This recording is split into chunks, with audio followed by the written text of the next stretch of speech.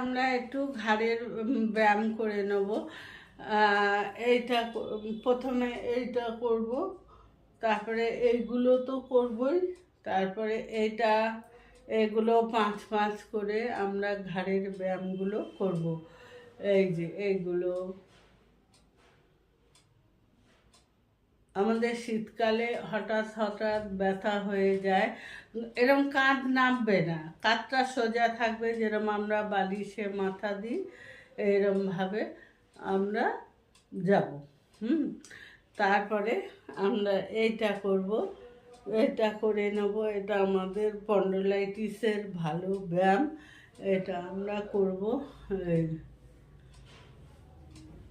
এটা আমাদের স্পন্ডলাইটিসের খুব ভালো ব্যায়াম। আমাদের এগুলো আমরা সবসময় করতে পারি, তাহলে আমরা নিজেরাও কিন্তু ভালো থাকি।